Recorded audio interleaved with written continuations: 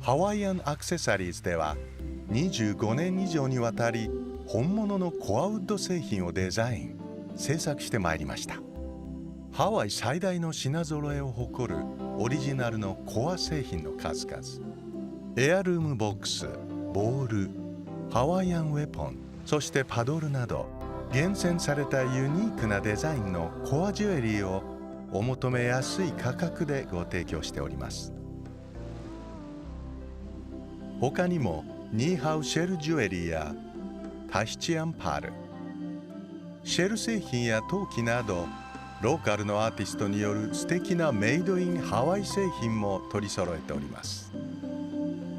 ハワイならではのコアウッド製品を扱うハワイアンアクセサリーズで一生の思い出に残るあなただけの記念品をお選びください。アロハ。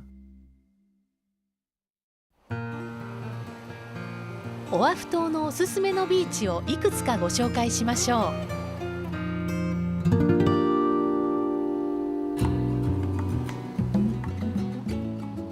う。ワイキキのビーチは実はいくつもの砂浜が連なっています。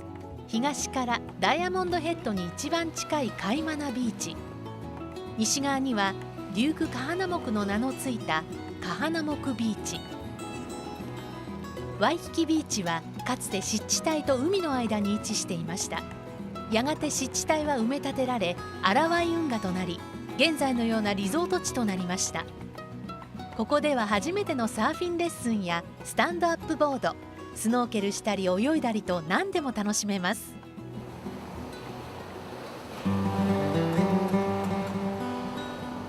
アラモアナビーチパークはホノルルで人気のビーチの一つ。とても穏やかな浅瀬の海で2キロのスイミングコースがあるため、泳ぐ人やスタンドアップパドルボートに乗る人も多く、家族連れがたくさん集まります。芝生の大きな公園もあり、週末になると家族連れでにぎわいます。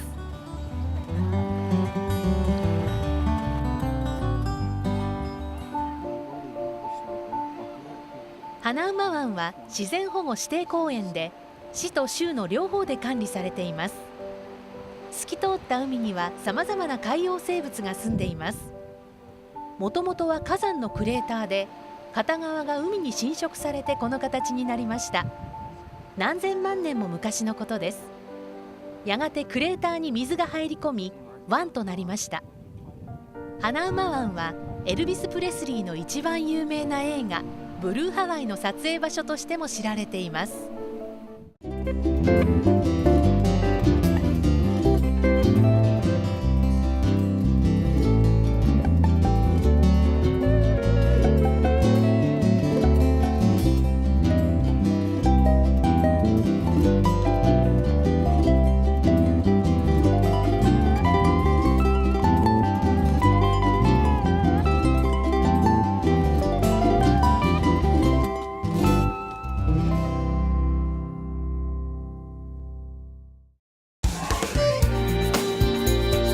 Hi, Sasha here in Chinatown.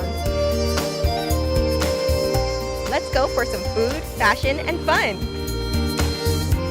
We're here at Mauna Kea Marketplace, a must-see while in Chinatown.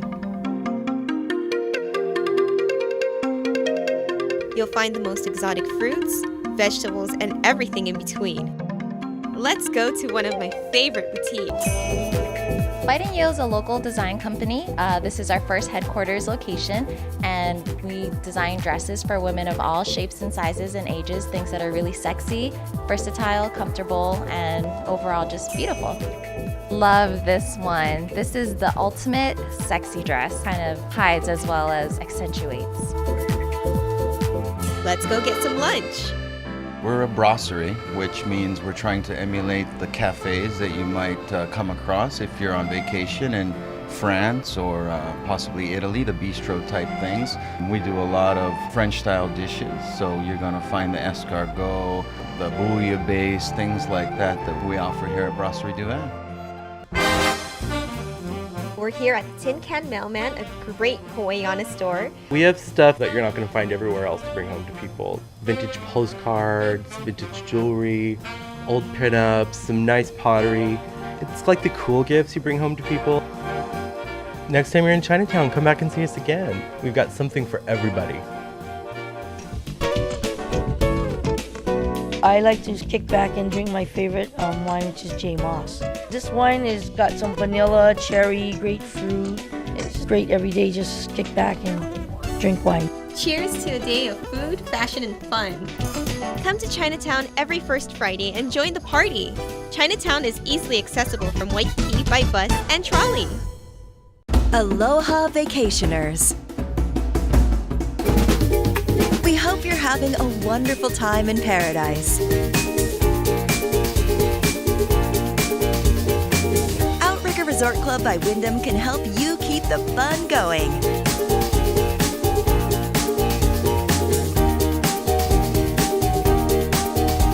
Pick up a Hawaiian souvenir at our desk next to the Activities Center. Mahalo! A lot of folks can't leave Hawaii until they've visited Leonard's. We're really known for malasadas. We started doing that at about 1953. My father, Leonard Rago Sr., started the bakery in this location on February 12th of 1957. A malasada is a Portuguese donut. It originated in the Azores off of Portugal. It's shaped into these little balls. They should be right around 2 ounces. Really quite interesting how they manipulate the dough. When you get good at it, which takes a while, they can make quite a few of them in a very short period of time. We have the original, which is just rolled in granulated sugar, the cinnamon, and then we have different fillings, which is called malasada puffs. We have a bunch of different flavors. I'm a pudding person. I love hapia, dobash, and they really are good. I love them filled.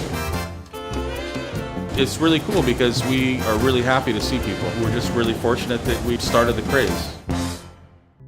ハワイアンアクセサリーズでは25年以上にわたり本物のコアウッド製品をデザイン製作してまいりました。ハワイ最大の品揃えを誇るオリジナルのコア製品の数々、エアルームボックス、ボール、ハワイアンウェポン、そしてパドルなど厳選されたユニークなデザインのコアジュエリーをお求めやすい価格でご提供しております。他にもニーハウシェルジュエリーやタヒチアンパール、シェル製品や陶器などローカルのアーティストによる素敵なメイドインハワイ製品も取り揃えております。ハワイならではのコアウッド製品を扱うハワイアンアクセサリーズで一生の思い出に残るあなただけの記念品をお選びください。アロハ。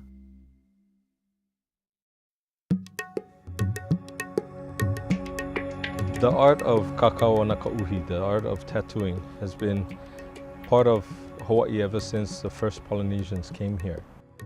I never started tattooing to become a tattooist. That might sound odd, but it's the truth.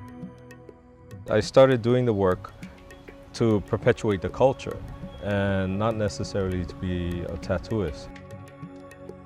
It's played a vital role within our society because it indicates rank for certain individuals. It indicates the willingness to sacrifice oneself to a process. And that's the most important thing is to adhere to the cultural norms and the processes that was laid back thousands of years ago.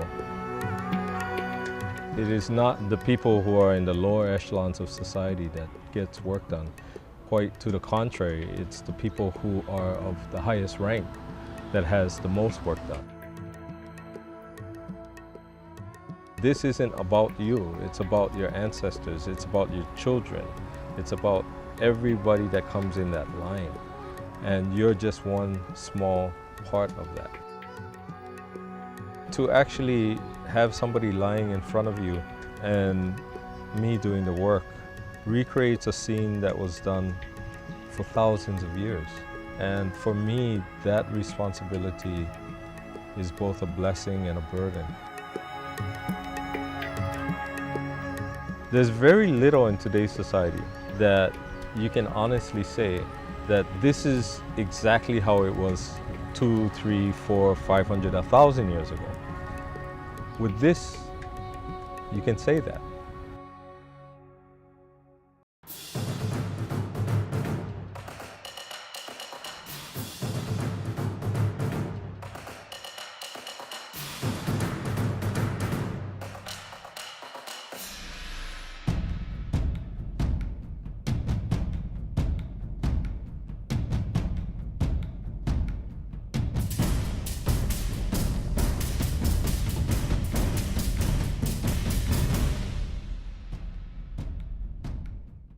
Inspired by the art of the Pacific Islands. Noa noa.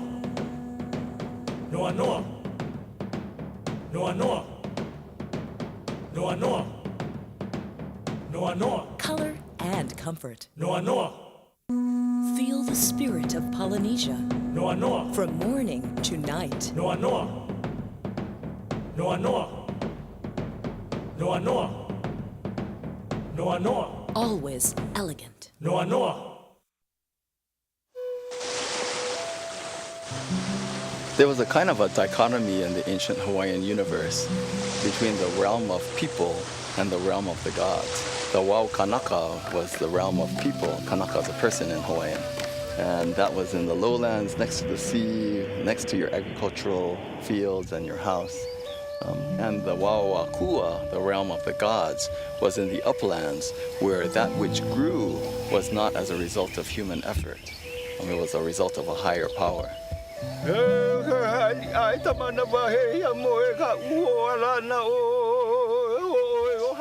In ancient Hawaii, the protocols for entering native forests were pretty rigorous. You never went there really unless you had a really good reason to go there.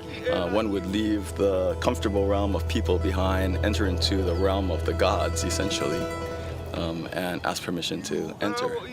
This would be accompanied by chant.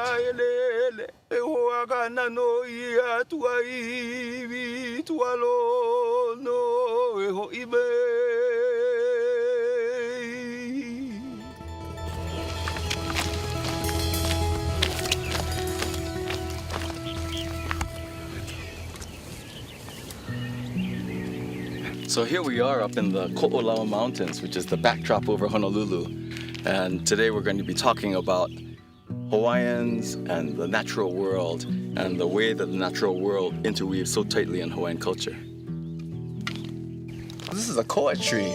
Koa is dominant, especially in the lowland mesic forest. Mesic is one of those words that means not too wet and not too dry. Koa loves those middle conditions. And this one's a fairly hefty one for the island of Oahu.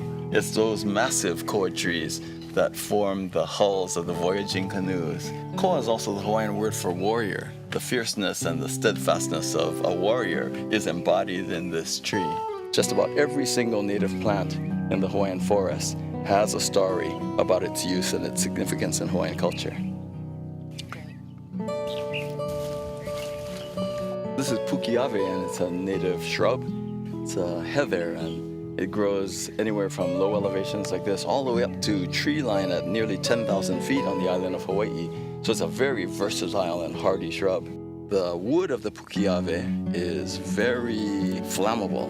In ancient times, and even to today, the ashes and the smoke of the pukiave are used to temporarily lower the status of high-ranking people. In ancient times, the Hawaiian chiefs would have what is called mana. It's called spiritual presence or power, and the pukiave was used to temporarily lower the mana of high chiefs in order for them to be able to interact with folks of different levels of spiritual power.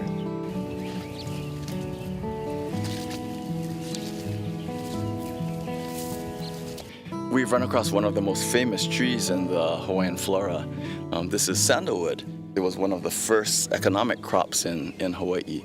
One of the interesting things about Hawaiian plants is that they're usually full of pigments. This one might yield a really nice orange brown or yellowish brown dye. So I'm going to take some of these cuttings and see what I can make of it a little bit later.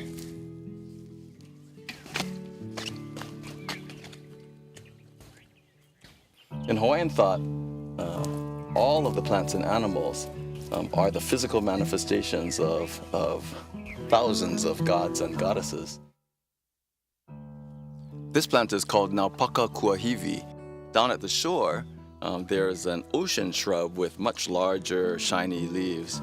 That's called Naupaka kahakai. Kahakai means at the ocean side. So the Naupaka kahakai is the ocean equivalent, and Naupaka kuahivi is its counterpart here, way up in the uplands.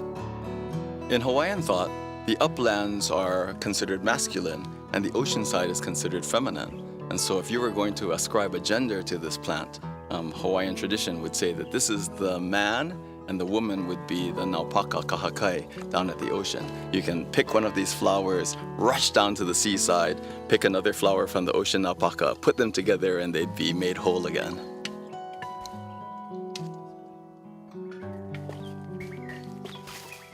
Here we have pala'a. It's one of the favorites for lei making. For all its delicate features, if you pick the pala'a, it will maintain this fresh green look for days if you treat it right. The ohi'a lehua, which is the name of this tree, is named for its flower, the lehua. The lehua is the intensely red blossom of the ohi'a lehua tree. Ohi'a lehua is the dominant tree in Hawaiian wet forests. The blossoms are beautiful to look at, quite delicate though. This is the symbol of the volcano goddess Pele. And so if you're hiking in the forest, picking a lehua is actually a fairly dangerous thing to do. The ohi'a lehua is the main tree in Hawaiian wet forests, and so it's essential in our watersheds. Our watershed forests are why we have such high quality water in Hawaii. To either side of this trail are thick mats of uluhe fern. This is one of the most prolific kinds of native ferns that you'll find in Hawaii. It can form, a dense mat, a meter or even more in height. In Hawaiian thought, all of the plants and animals are the physical manifestations of thousands of gods and goddesses. There is a goddess Hina. Hina is the wife of Ku, god of war and governance. If you enter the forest with ill intent or with improper protocol, it's said to come and grow and surround you and you never leave the forest.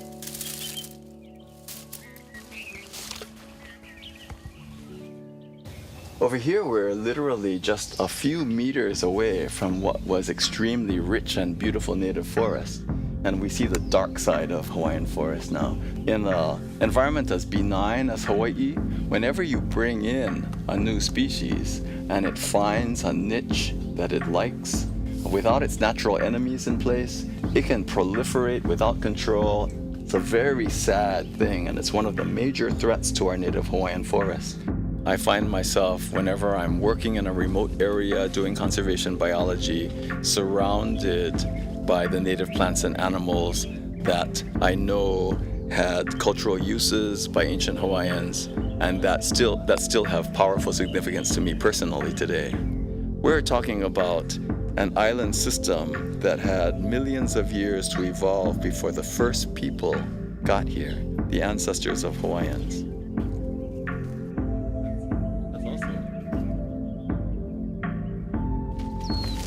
It stands on its own as a biological gem on the globe.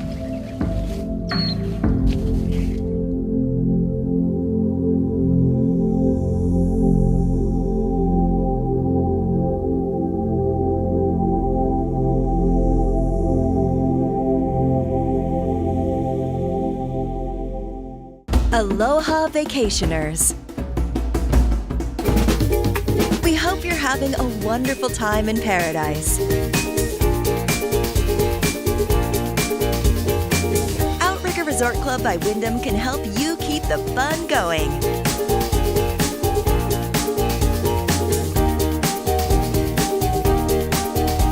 Pick up a Hawaiian souvenir at our desk next to the Activities Center. Mahalo!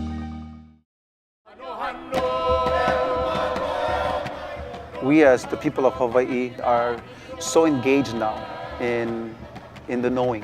We are practicing more of our culture and our traditions. We are exchanging a lot of ideas. There's no walls anymore, but many of us are now building organizations, being the examples for many of our people who have moved away, become transplant Hawaiians, to allow them to get involved once again as well.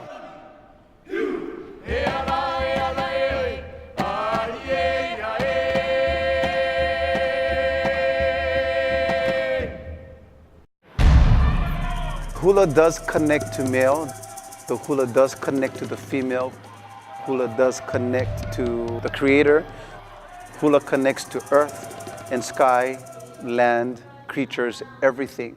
Everything in our hula again goes back to life. Back in the old days, the men were the first dancers, yeah? And I think the kumuhula back then were men. So, it was later, I think, that women became kumuhula. Our ancient dance is an oral tradition. They would speak to one another, then eventually they would start singing to each other, chanting to each other, and that's how their oli and mele started to come about. Chant or oli then became a very important part of life for them.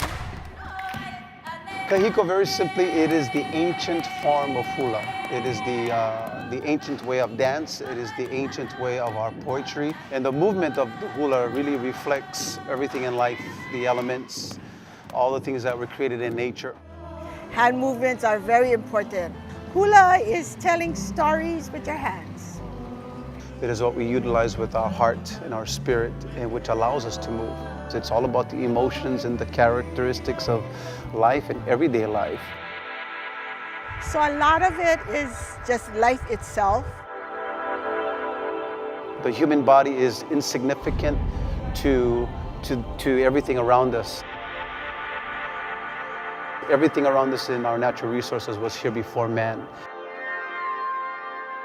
That's something we always have to be mindful of.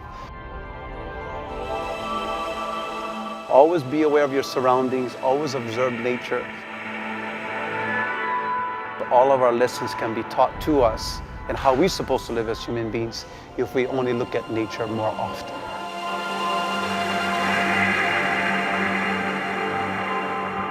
There are implements that were actually conceived only for the hula. Anything outside of that wasn't conceived for the hula is considered a prop. The uli, the rattling feather gourds, the pu'ili, the split bamboo, ili, the river rocks, kakala'au, the sticks. We have the ipu, which is the single gourd, and we have the ipuheke, the double gourd. The ohe, the bamboo, the split bamboo sticks, they represent certain kinds of sounds that we hear in nature. Whether it be the rustling of the river and stream, or even a bird that chirps. It could even represent thunder, lightning, rumbling, things of that sort, crackling. But also the pu'ili, the split bamboo, is also quite vigorous and fast, and you can use it to create incredible dances.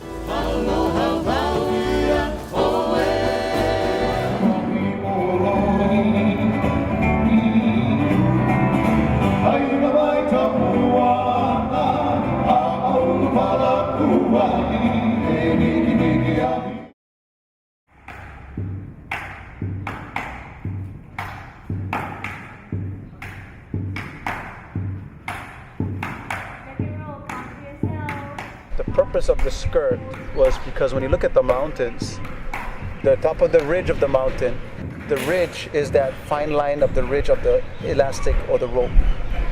When you look at the valleys, that is all the flows of the skirt. Underneath the skirt, like the earth, it brings warmth, and when you begin to dance, everything underneath becomes heated and warm. There is a natural energy that comes with the ancient dances. It's when we can get rid of our human self and try to put ourselves in that origin, or to reenact what it is we're portraying in the dance. Hawaiians like to use metaphors, illusions, personifications, and hide the true meanings. Using plants, using water, using mud, using ferns, using the caressing of the mist, or being overwhelmed and being overwhelmed by the rain, being drenched by that. These are all poetical concepts that we use. Earth and sky. That alone is a 24-hour procreational concept. Everything evolves 24/7.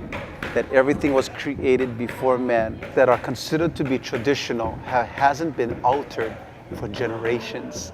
They are intact as they were passed down for many generations. When James Cook arrived, they also brought with them their Christian faith.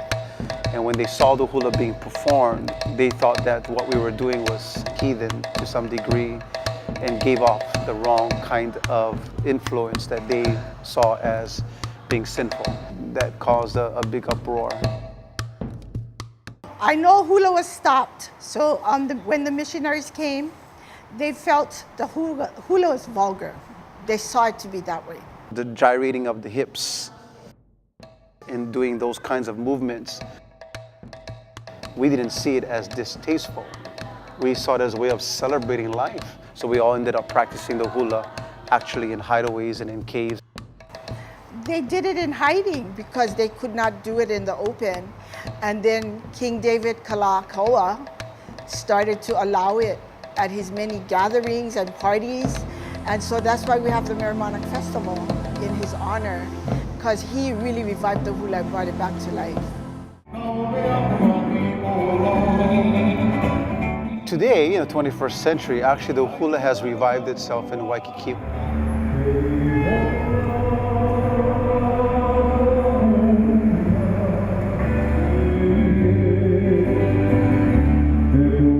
Hawaiian essence of the hula, or the Hawaiian essence of the dance, is now being more perpetuated because people that come from afar will now understand what is truly Hawaiian. Hey, Haku-chan, she followed really well.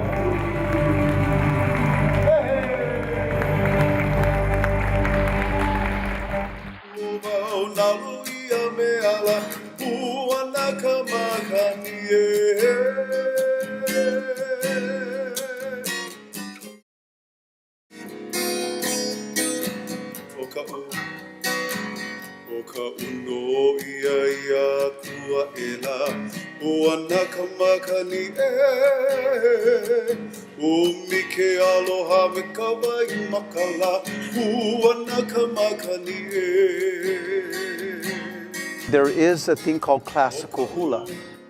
Hula awana is the modern dance. And there was a period actually that was called the hula ku'i. Ku'i meaning to add. There was a period where we were being influenced with westernized instruments and hymns and songs and music. I would say that awana came about when they started to introduce the musical string instruments to Hawaii.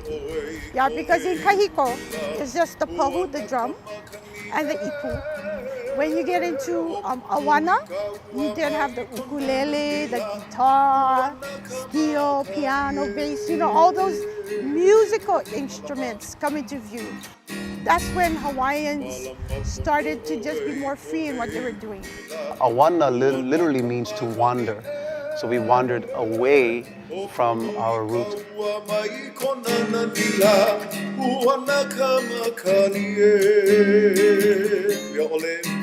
But now with all of us traveling overseas and having the ability of having all this knowledge and wisdom to share, allows us now an opportunity to make sure that for the betterment of our culture, that we continue to engage in education and to engage in our compassion for our brother and our sister in our Hawaiian society, that the next generation will continue on these wonderful things that we have in our culture. Not just the hula, but the language, the healing, the medicinal plants, different types of words that help us to understand principles and characteristics. These are all happening today. So it is a good time for us now. We got tons of people speaking Hawaiian again. If that's not a success, I don't know what is. So I think it is certainly a good time for us to continue this engaging with our people all over the world. The responsibility of a kumu is to continue to carry on the hula traditions. So in the future of hula for kahiko, we only can hope and pray that it'll remain very traditional and that everybody in the hula, whether they are kumu hula practitioner of the hula, has the ability to make good decisions. This is probably one of the most hardworking generations now, the generation that I'm in. And that's why I love, being where I'm at now, because many of us are out there teaching.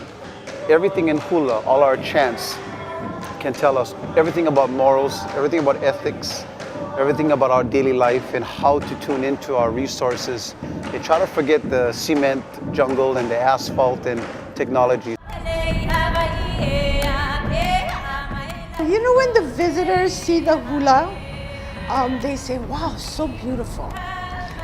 But in reality, the hula is just not stand up and dance, For us, we believe that hula is life. You see, you smell, you taste, you hear, you feel All of that is in hula. And when people come in, even to our workshops and our classes here, they sit down and they quickly get involved just with the whole power of it, the whole spirit of it. If we can get that part across to our audience, the rest is quite simple in terms of engaging with our audience and getting them more involved, where they become a student or they become a supporter or they become someone who is then inspired to learn and study more about our culture or even come more often to Hawaii. This is what the hula does for many people. We find people just crying because they love what they see. So when people get moved by certain kinds of dances or certain kinds of choreography, it brings out that kind of energy that is right for every person. They all get it differently, but the delivery is always the same. For us, hula is life because we can learn everything about our life through hula, because the oral traditions, all our ancient texts, tells us everything about how we should live. You know, hula is built on love, yeah?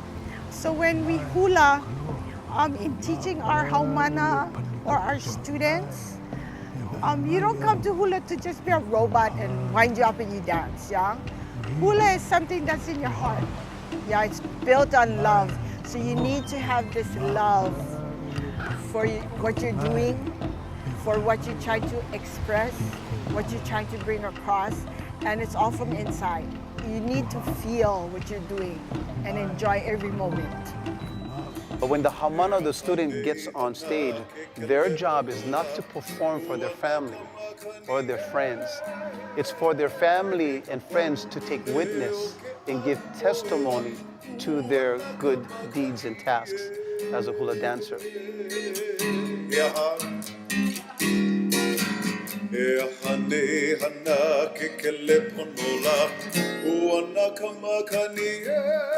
I think it's important that we pass it on, because if we don't, that particular legacy or hula tradition is then lost. I have 2 students that have been with me since day one, and I did sit them down and explain to them that in order for our legacy to continue, I will need someone to help perpetuate it and carry it forth, and they know that. And when the time is right, we will then sit down and talk about proper protocol. When the time is right, we'll be ready. They'll be ready, I'm sure.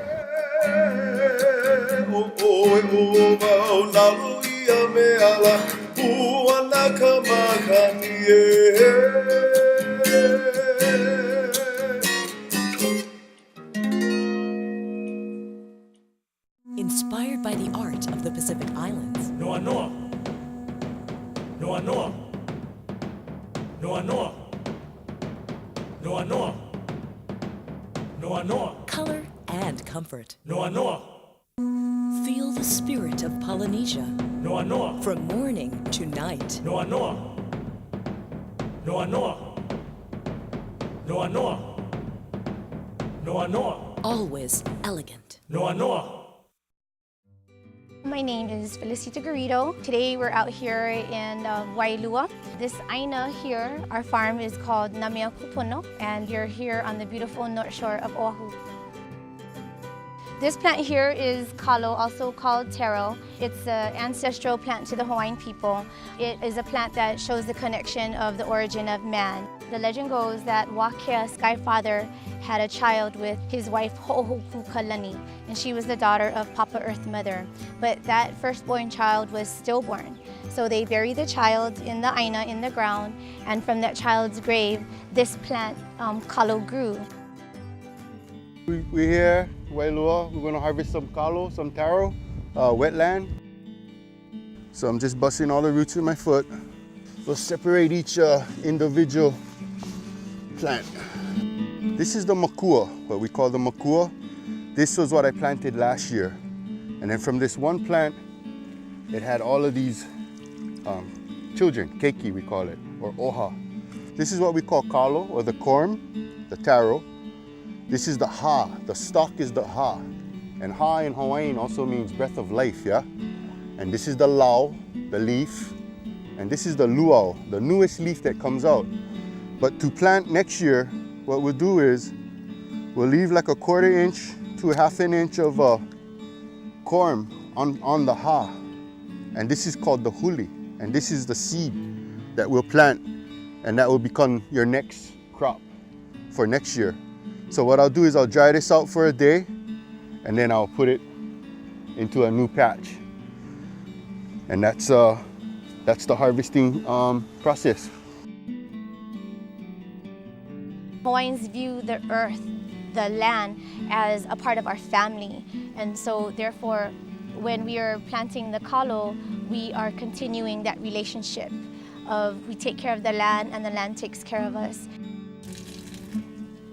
So this is the corm of the kalo, and we cooked it for 2 hours. And now what I'm doing is I'm going to do the first rough clean.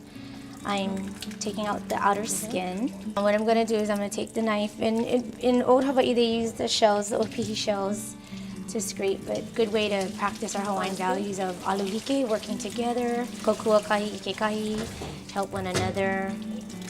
Okay, now we're going to go ku'i. Here we have our kalo that we had cooked, steamed, that is ready to be pounded.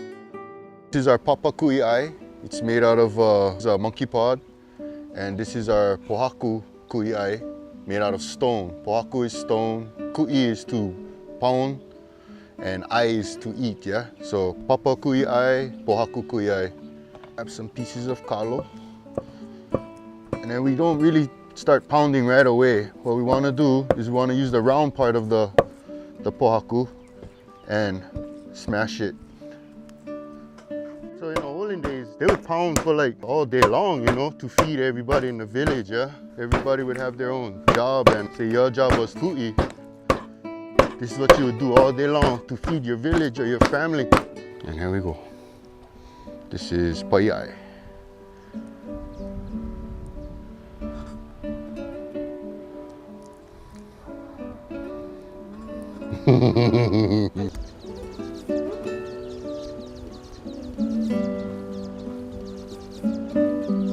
It's our kuleana, our responsibility to make sure that we teach our keiki, our children of today, to walk humbly on the earth and treat the earth with respect, because the earth is what gives us life.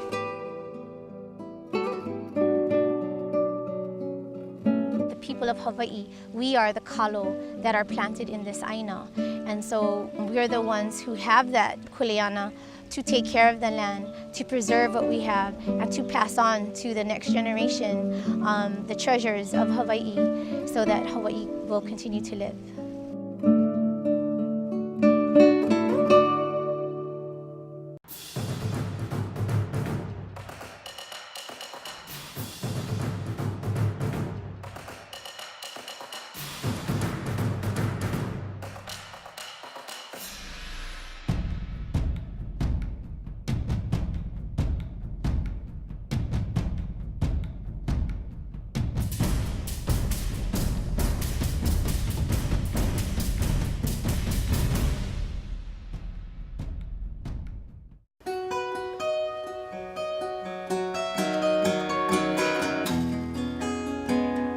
I'm Makana, and here we are in my home, near Kaimuki.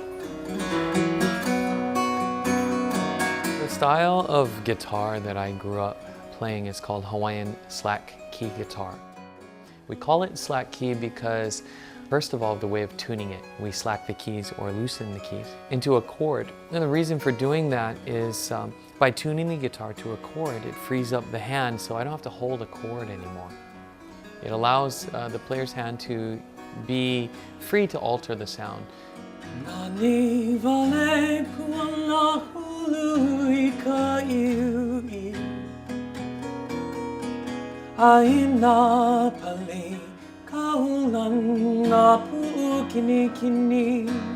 It's also a way of playing where the player simulates a bass, rhythm, and melody simultaneously.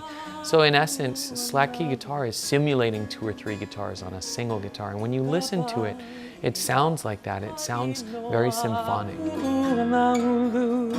It's a music that conveys the essence of Hawaii. And you could be sitting in a flat in New York or Tokyo or anywhere in the world, and put on that Hawaiian song and it gives you a sense of place, a sense of feeling.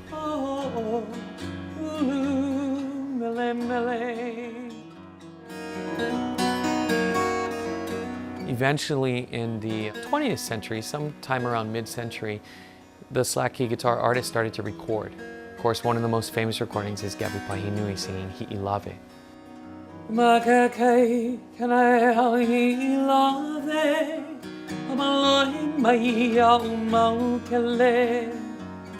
As they began to record, as I mentioned before, the Hawaiian Renaissance came about of music and culture, and so this slack key guitar art form became adopted as a national folk art.